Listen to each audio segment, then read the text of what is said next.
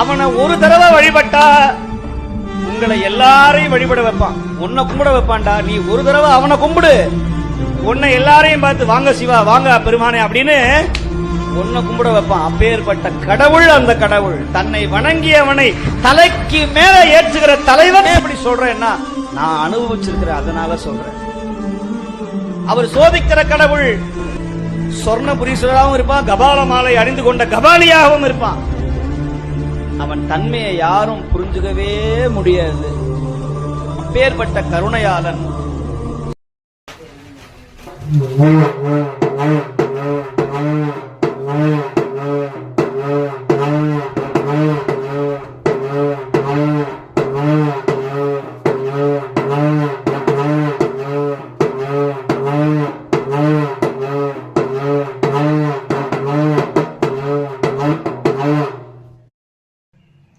ஓம் பராசக்தியே போற்றி, ஓம் மகாலட்சுமியே போற்றி, ஓம் நாராயணா போற்றி, ஓம் நமச்சிவாய போற்றி போற்றி.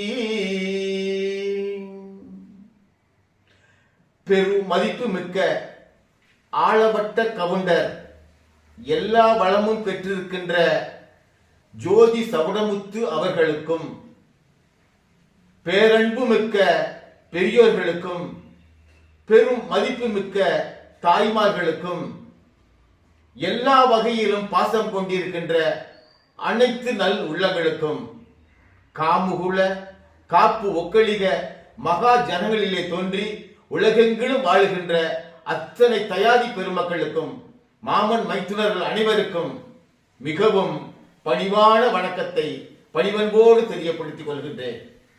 இந்த நல்ல நாளிலே காமுகுல காப்பு ஒக்களிகரு தொடருடைய 2வது பாகம் தொடங்கி இருக்கிறது.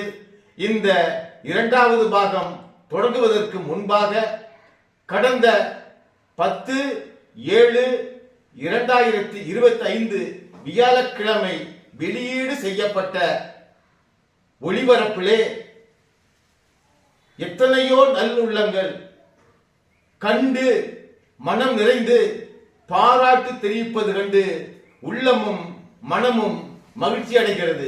இந்த நல்ல நிலையிலே பெரும்பான்மையான தயாதிகளும் பொதுமக்களும் பார்த்திருக்கின்றபடியால் அதிலே வந்திருக்கின்ற விமர்சனங்களும் நம்மை சிந்திக்க வைத்திருக்கிறது.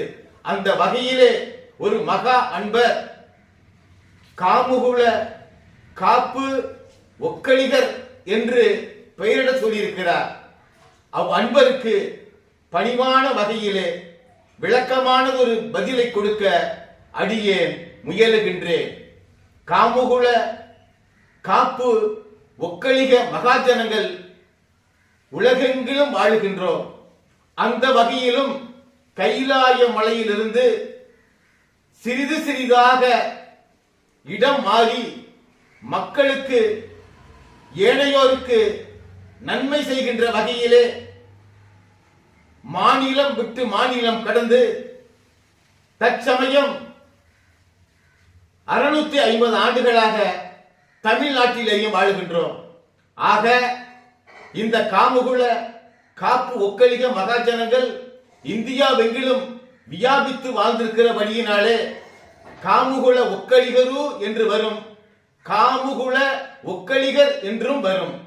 இந்த வகையிலே அன்பர் தயவு செய்து நாலா வகையான மொழிகளை பேசக்கூடிய மக்களும் இதை அறிந்து இந்த ரூ என்பதும் சரிதான் என்பதை ஒப்புக்கொண்டிருப்பதால் தாங்களும் இதை ஏற்று அன்போடு இன்னும் வேண்டும் என்கின்ற ஆலோசனைகளை கூறி அடியேனை திருத்தம் செய்யுமாறு பணிவன்போடு கேட்டுக்கொண்டு 2வது தொகுப்புக்காக இப்பொழுது நாம் முன்னெடுத்து செல்லுகின்ற விஷயம், இதிலே காணுகின்ற, இதனை கண்ணுறுகின்ற, இதை பார்க்கின்ற அத்தனை பேரும் மேன்மையோடும் சிறப்போடும் அபிவிருத்தியோடும் வாழ்ந்திட வேண்டும் என்ற நம்பிக்கையிலே எல்லா வளமும் பெருந்து இருக்கின்ற ஆளவட்ட கவுண்டர் அவர்கள் இதற்காக பணித்தல் செய்யப்பட்டிருக்கிறார்.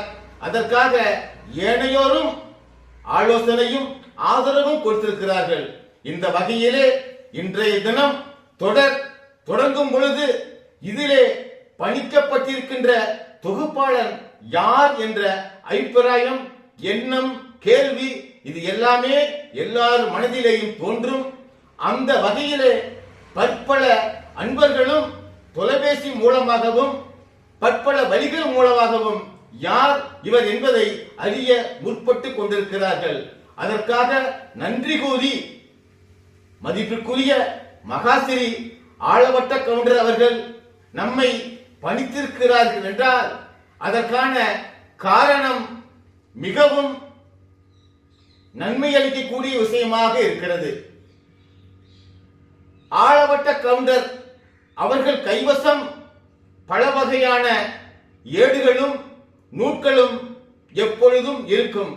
அந்த வகையிலே காமுகுல காப்பு ஒக்கலியனுடைய வாழ்க்கை வரலாறு புத்தகமாக ஆக்கப்பட்டு அவருடைய தந்தையார் காலத்திலும் அதற்கு முந்தைய காலத்திலும் இவருடைய காலத்திலும் எல்லா மக்களும் அறிவதற்காக வைக்கப்பட்டிருக்கிறது.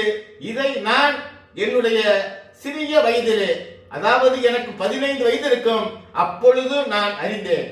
அதே புத்தகம் திண்டுக்கல் மாவட்டம் வேடசந்தூர் வட்டம் ஸ்ரீராமபுரம் கிராமம் மேற்கு மாத்தினிவட்டியிலே பேரோடும் பெருமையோடும் புகழோடும் வாழ்ந்திருக்கின்ற திரு சவணமுத்து கவுடர் அவர் வீட்டிலும் திரு சுப்பைய கவுடர் அவர் வீட்டிலும் இருப்பதை என்னால் அறிய முடிந்தது.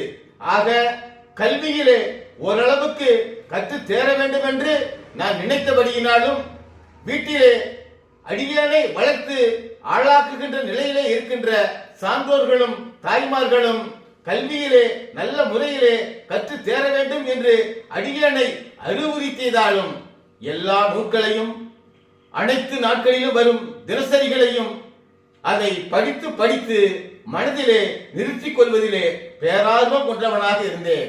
அத்தோடு பள்ளிக்கு சென்றால் ஆசிரியர் என்ன பாடம் நடத்துகிறாரோ அதை சரியாக கேட்டு மனதுக்குள்ளே பதிய வைத்து அப்பொழுதே அவரிடம் ஒப்புவிக்கின்ற பழக்கமும் அடியேனுக்கு இருந்தது. அந்த நிலையிலும் வீட்டு பாடத்தையும் மிக சிறப்பாக செய்து ஆசிரியரிடம் அவர் கேட்கும் பொழுது காண்பித்து நல்ல பெயர்களை பெற்றிருந்தேன். இந்த நிலையிலே இந்த காமுகுல காப்பு ஒக்கலிக வரலாறை படிக்க நேர்ந்தது.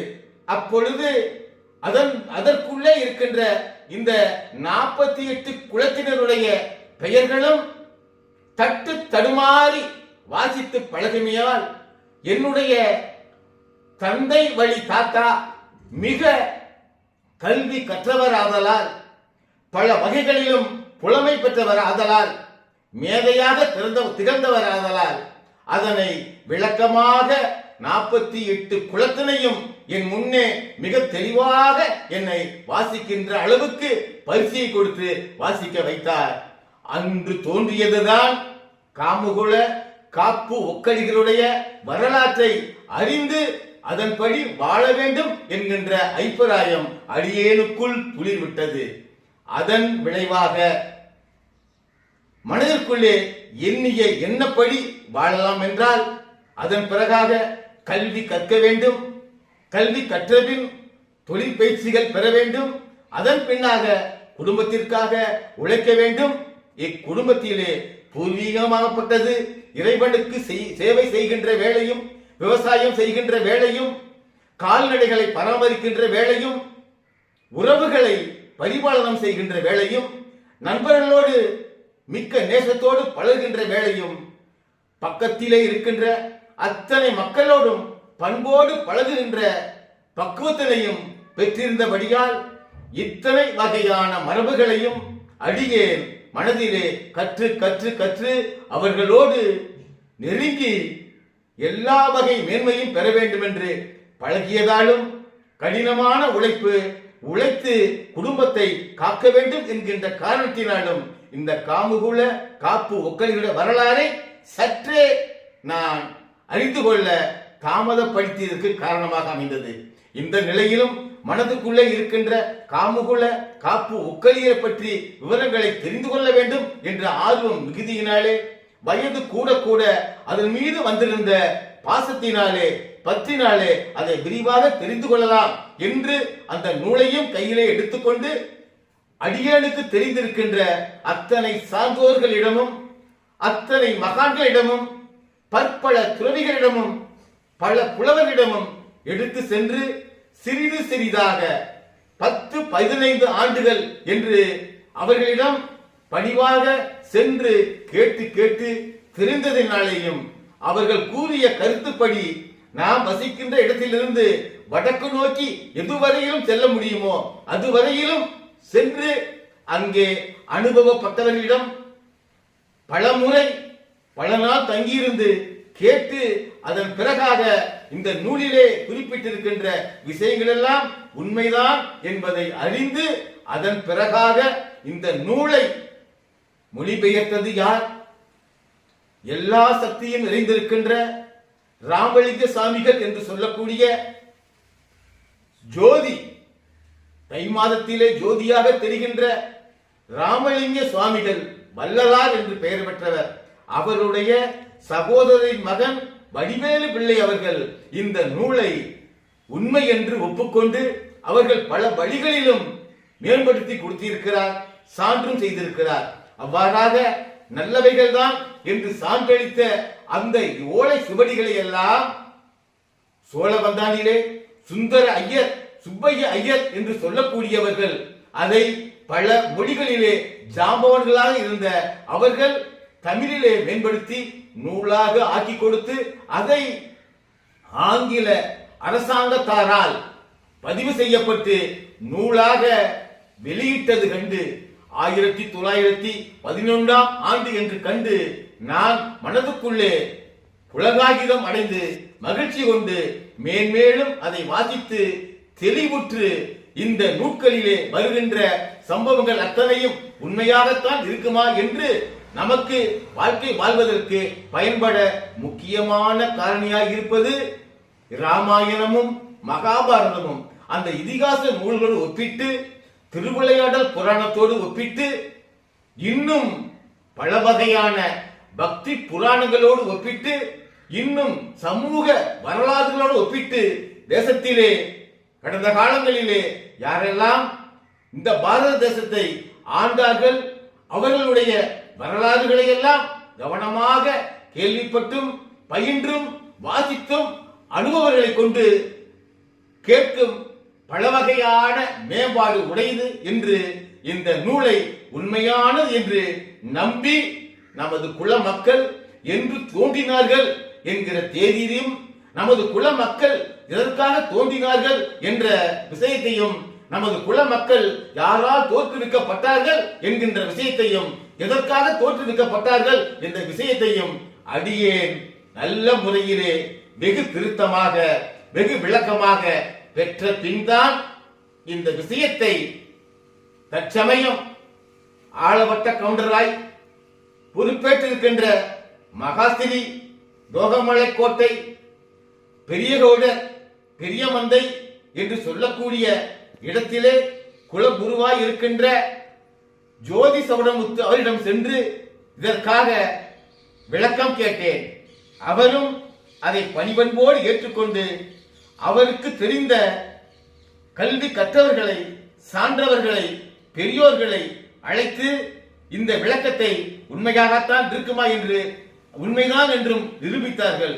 அந்த வகையிலே அந்த நூலுக்குள்ளே இருக்கின்ற சங்கதிகளையும் அடியேன் வெளியிலே எங்கெல்லாம் சென்று செய்திகளை சேகரித்தானோ அந்த சங்கதிகளை எல்லாம் ஒன்று திரட்டி ஆய்வு செய்து இந்த நூலை இயற்றுவதற்கு காரணமாய் இருக்கின்ற ஜேனங்கோட்டையிலே வாழ்ந்திருந்த தெய்வ திரு திருமலைசாமி கவுடர் அவர்களின் வாரிசாக இருக்கின்ற மதிப்புக்குரிய ராஜசேகர் அவர்களையும் அவருக்கு உறுதுணையாய் இருக்கின்ற மதிப்புக்குரு மோகனமுத்து அவர்களையும் உடன் அழைத்து விசாரித்து இதுக்குள்ளே இருக்கின்ற சங்கதிகளை நம்முடைய காமுகுல காப்பு ஒக்கலிய மகாஜனங்களுக்கு தெரிவித்துவிட வேண்டும் என்ற ஆலோசனையை அவர்களுக்குள்ளே செய்து அதன் பிறகாக இதை வெளியீடு செய்தால் சிறப்பாக இருக்கும் என்று கோமளக்கோட்டையிலே முன்னொரு காலம் ஆதி பீடம் என்று சொல்லக்கூடிய ஆளவட்ட கவுண்டர் என்று சொல்லக்கூடிய வெம்பூர் கிராமத்திலே தோகமலை கோட்டை பெரிய மந்தையிலே ஆளவட்ட கவுண்டராய் இருந்து கோயிலாய் குடிகொண்டு வாழ்ந்து கொண்டிருக்கின்ற தம்மக்க வீரிய கவுடர் அவர்கள் சன்னதியிலே வைத்து இதற்காக ஆலோசனை செய்து அங்கே ஒப்புதல் பெற்று இந்த தவறுகளையெல்லாம் வரும் காலம் கருதியும் எதிர்காலம் நன்மையாக இருக்க வேண்டும் என்று கருதியும் வரும் சமூகம் சீரோடும் சிறப்பாக இருக்க வேண்டும் என்று கருதியும் இதை தாங்களே அனைத்து மக்களுக்கும் இந்த காலத்துக்கு உகந்த மாதிரி ஊடகம் என்ன இருக்கிறதோ அந்த ஊடகத்திலே கொண்டு போய் சேர்த்து மக்களை எல்லாம் பயனடைய வேண்டும் என்று கேட்டுக்கொண்டார்கள். அவர்கள் கேட்டுக்கொண்டபடி அடியேன் சம்மதம் தெரிவித்தேன். அந்த சம்மதத்தை ஆலோசனை செய்து அதற்காக பெரிய மந்தை கவுடர் அவர்களும் இன்னும் சில குலதெய்வ கோயிலிலே இருந்து வந்திருக்கின்ற பெரியதனக்காரர்களும் அந்த கோவிலில் சேவையாற்றுகின்ற அத்தனை பேரும் ஒப்புதல் தந்ததின் பேரிலேயே எல்லோரும் முன்னிலையிலும் ஏற்றுக்கொண்டு 10/7/2025 தேதியிலே முதல் தொடராக ஆளவட்ட கவுண்டர் அவர்கள் வெளியீடு செய்தார். அந்த வெளியீடு செய்ததன் நோக்கம் உலகத்திற்கு எல்லா மக்களும் சமமாக இருப்பதற்கு நாம் அத்தனை பேரும் இறைவனுடைய கட்டளைப்படியும் ஒரு சமுதாயத்தினருக்காக வாழவில்லை, எல்லாருடைய சமுதாயத்தினருக்காகவும் வாழுகின்றோம் என்ற எண்ணத்தை நிலைநிறுத்தவும் இதை எல்லா மக்களுக்கும் கொண்டு போய் சேர்த்து வருங்காலம் சிறப்பாக இருக்க வேண்டும் என்று ஆலோசனை கூறி ஆசீர்வதித்ததின் பேரில் அவர்களுக்கு அடியேன் மனமார்ந்த நன்றியை தெரிவித்துக் கொண்டு இந்த தொடரிலே நான் தங்கள் அத்தனை பேருக்கும் கூற விரும்புவது, காமுகுல காப்பு ஒக்களிகர் எங்கு பிறந்தார்கள், ஏன் பிறந்தார்கள், எதற்கு பிறந்தார்கள், எப்பொழுது பிறந்தார்கள் என்கின்ற வரலாற்று உண்மைகளை அத்தனை பேரும் தெரிந்து கொள்ள வேண்டும் என்ற ஆர்வத்திலேதான் தொகுதி தொகுதியாக இதை கருத்துக்களாக ஒன்று சேர்த்து முதல் தொகுதியிலே ஆளவட்ட கவுண்டர் அவர்கள் வெளியீடு செய்த தொகுதியாகவும், இரண்டாவது தொகுதியிலே உங்களுடைய சந்தேகத்துக்கான பதிலாகவும், அதற்கும் பின்னாக இந்த தொகுதியிலே அடுத்து நடக்க போகும் தொகுதியிலே என்ன இருக்கும் என்கின்ற முன்னோட்டத்தையும் உங்கள் அத்தனை பேருக்கும் கூறிட வேண்டும் என்ற ஆர்வத்திலேயும் இன்றைய நாள் அமைந்திருக்க வேண்டும் என்று மனமோடு நான் இதை கேட்டுக்கொண்டு, இது 3வது தொகுதி ஆரம்பிக்கும் பொழுது நமக்கு காலத்தின் அடிப்படையிலே கிரேதா யுகம், திரேதா யுகம், துவாபர யுகம், கலியுகம் என்று 4 யுகங்கள் இருக்கிறது.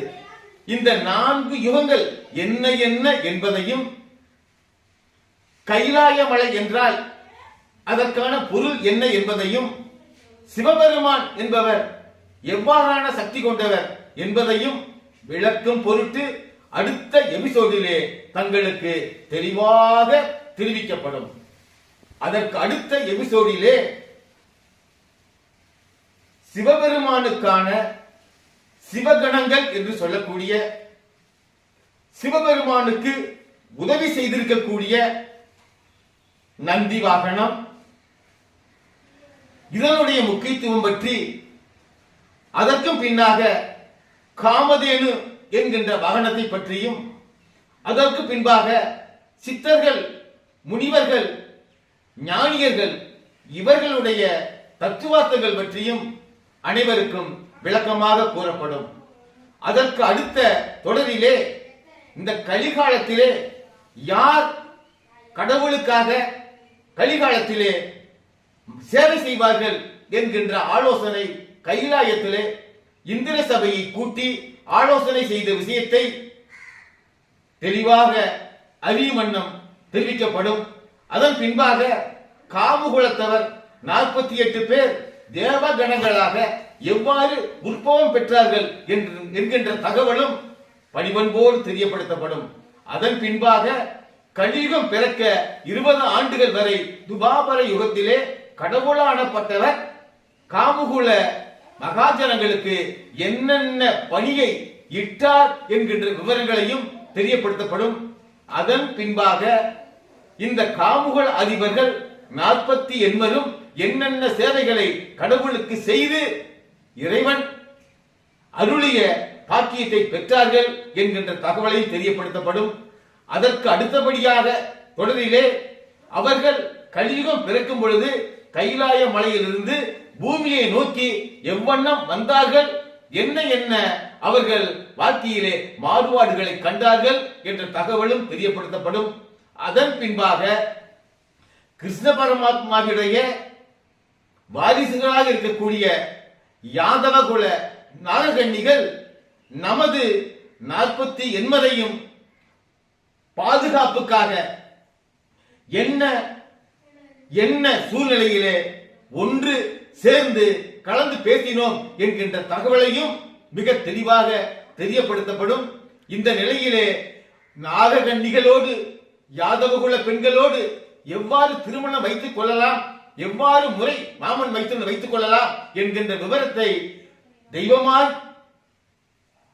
கைலாயத்திலே இருந்து எல்லா வகை மேன்மையோடும் அருளாட்சி செய்த சிவபெருமானிடம் கேட்கின்ற காட்சியையும் அதற்கு ஒப்புதலாக கிருஷ்ண பரமாத்மா வைகுந்தத்திலே இருந்து கூறுகின்ற காட்சியும் தேவதுந்துபிதான் நமக்கு மேல சத்தம் தர வேண்டிய தகவலையும் அந்த தொடரிலே விரிவாக எடுத்துரைக்கப்படும். அதன் பின்பாக திருமண சடங்குகள் நந்தி வாகனமும் காமதேனுவும் தேவதுந்துபியும் ரதமும் குதிரையும் நகைகளும் பணமும் சீர்வரிசையும் எவ்வாறெல்லாம் வந்து திருமணம் செய்தார்கள் என்கிற விவரத்தையும் அதன் பின்பாக அங்கே காமபுரம் என்கின்ற நகரத்தை எவ்வாறு அமைத்தார்கள் என்கின்ற தகவலையும் அங்கே சீரோடும் சிறப்போடும் எவ்வளவு காலம் வாழ்ந்தார்கள் என்ற விவரத்தையும் ஒவ்வொரு தொடராக குறைந்தபட்சமாக 10 தொடர்களுக்கு மேலாக கூறி அவர்கள் கிபி 1ஆம் நூற்றாண்டிலே அங்கிருந்து கங்கை நதிக்கு எவ்வாறு சென்றார்கள், எதற்காக சென்றார்கள் என்றும் அந்த கங்கை நதிக்கு யமுனை நதிக்கு இடைப்பட்ட இடத்திலே என்ன நிகழ்ந்தது என்பதையும் அதன் பின்பாக அவர்கள் விந்திய சாத்பூர மலைக்கு ஏன் பெயர்ந்தார்கள் என்பதையும் அந்த விந்திய சாத்பூர மலையிலிருந்து நர்மதை நதிக்கு ஏன் அவர்கள் குடி மாறினார்கள் என்பதையும் அந்த நர்மதை நதியிலிருந்து பெனுகொண்டா கோல்கொண்டாவுக்கு எவ்வாறு வந்தார்கள் என்றும் அந்த பெனுகொண்டா கோல்கொண்டா கிருஷ்ணா நதி சமீபத்திலே அவர்கள் ராயர் பட்டத்தை எவ்வாறு பெற்றார்கள் என்றும் அந்த இடத்திலே எவ்வாறு அவர்கள் நகரமைத்து கல்புரம் என்று பெயரிட்டு சீரோடும் சிறப்போடும் வாழ்ந்தார்கள் என்றும் அந்த சீரோடும் சிறப்போடும் வாழ்ந்த நேரத்திலே ஜலாலுதீன் கில்ஜியுடைய ஆட்சியிலே அலாவுதீன் கில்ஜி ஆளுநராக இருந்த பொழுது நமது குல பெண்களை எவ்வாறு அவர் பெண் கேட்டார் என்றும் அந்த பெண் கேட்டவருக்கு நாம் பெண் கொடுத்தோமோ கொடுக்கலையா என்பதை சாதுரியமாக அவரை நாம் வினவிய விஷயங்களும் அதன் பிறகாக அந்த கில்ஜியினுடைய ஆட்சியிலே நாம் இருக்கக்கூடாது என்று அங்கிருந்து கிளம்பி துங்கபத்ரா நதியை கடக்கையிலே நமக்கு துங்கபத்ரா நதி நீர் மறித்ததையும் அந்த நீர் மறிப்புக்கு நாம் விடுபட வேண்டுமே என்கின்ற காரணத்தினால் நமது குல முன்னோராகிய மதிப்புமிக்கின்ற எல்லா வல்ல தேவாதி தேவன் ஜானக்கல்வரை அழைத்து அந்த ஜானக்கல்வர் கூறிய ஆலோசனையும் ஒவ்வொரு தொடராக வெளிவந்து அந்த துங்கபத்ரா நதியை கடந்து இன்றைய தினம் கர்நாடக மாநிலத்திலேயே நந்தன ஓசூர் என்கின்ற இடத்துக்கு வரும் வரையிலும் உங்களுக்கு தொடர்ச்சியாக இந்த வரலாறுகளை மிகவும் நேர்த்தியாக உண்மையாக எடுத்து கூறுவதிலே அடியனுக்கு ஆர்வம் இருப்பதனால் இந்த தகவல்களை பலரும் ஆமோதித்திருப்பதால் இது அத்தனை பேரையும் சென்று அடைந்தால் இது மிகுந்த பலன் உள்ளதாக வரும் காலத்தினருக்கு அமையும் என்ற நல் அபிப்பிராயத்திலே இந்த தொடரை சீரோடும் சிறப்போடும் தமிழன் 0247 என்ற யூடியூப் சேனல் வழியே காணுகின்ற பாக்கியத்தை அனைவரும் பெற்றுள்ளோம் என்கின்ற நல்லதொரு தகவலையும் கூறி, இன்றைய நாளுக்கு என்னென்ன இப்பொழுது நிகழ்ந்ததோ அதையெல்லாம் இன்றைய தேதியிலே ஒளியேற்றம் செய்வதற்காக இந்த நிகழ்விலே கலந்து கொண்டிருக்கின்ற அத்தனை பேருக்கும் நன்றியினை தெரிவித்து, இதிலே நிகழ்விலே முன்னின்று இந்த நிகழ்ச்சியை படம் பிடிக்க உறுதுணையாக இருக்கின்ற மதிப்பு மிகு ஆளப்பட்ட கவுண்டர் அவர்களையும் நன்றியோடு பாராட்டி இன்றைய தொடரிலிருந்து வணக்கம் கூறி விடைபெற்று அடுத்த தொடருக்காக உங்களுடைய ஆலோசனைகளை எதிர்பார்த்து காத்திருக்கின்றேன். ஓம் சிவாய நம, ஓம் சிவாய நம, ஓம் சிவாய நம.